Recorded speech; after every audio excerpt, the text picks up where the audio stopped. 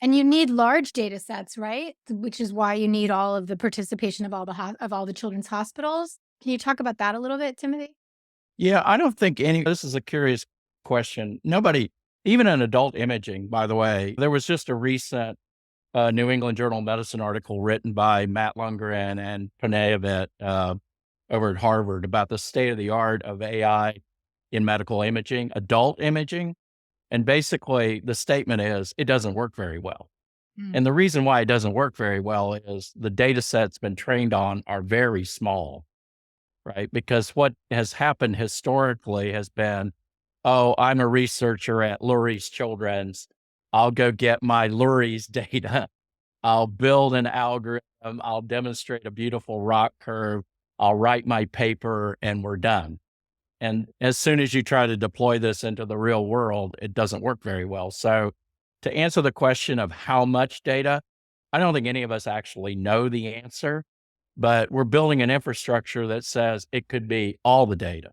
Yeah. So at some point, we know. Jim and I, our first stopping point is 32 institutions, all imaging machines twinned, which will result in about 2,000 edge servers out there and lots of terabytes of data, way more than has ever been accumulated by NIH or anybody. Now I'm going to Is that enough? Yeah. I don't know. Let me ask you, let me put my MBA hat on, my MD MBA hat on. Go, George. Sounds really cool. It probably sounds medically probably a good thing. But my favorite question, Sabrina, who's going to pay for it and how are you going to make any money on it?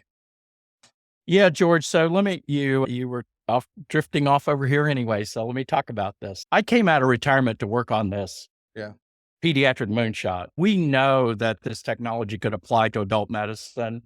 By the way, we built this technology so we could twin agricultural equipment. It has pervasive capability way beyond even medicine, right? But I'm not taking my eye off the ball. Anthony just said it in his way. We want to solve the pediatric problem. Okay. So I've been funding our efforts for the past 3 years. Very nice of you. I felt like it was an important use of time, resource, talent, capability, and it was an important thing to go do. Yeah. Our next step, we've estimated $112 million. Okay. Unfortunately, that's a little bit beyond my pocketbook. So George can help you with that. George, okay, George. Yeah, I'll send you my my ACH account. Okay. So we said, okay, are we going to go to venture capital? NFW? They don't care about pediatric medicine. Nobody does, but nobody does. Okay. Nobody does. Oh, let's go to the children's hospitals. They don't have a whole lot of money. No. And by the way, just to make a point of it, we are building a network if it's not clear. We're building a network. And any one node in the network, why do they care?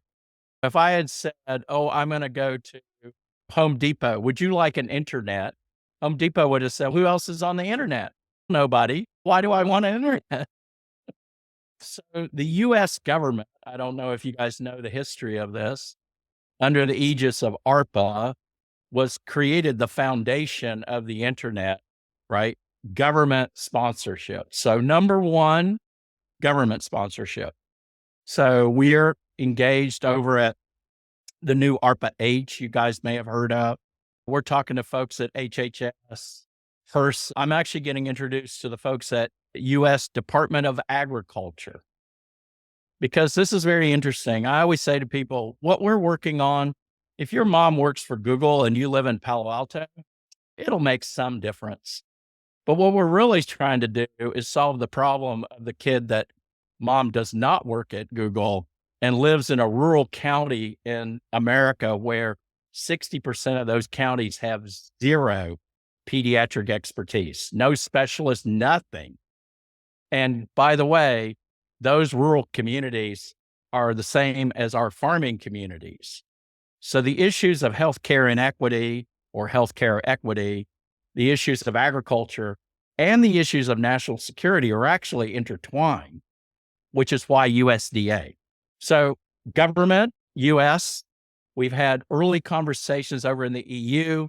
I've had early conversations with the government of Singapore. because it makes sense that governments should be able to fund infrastructure, right?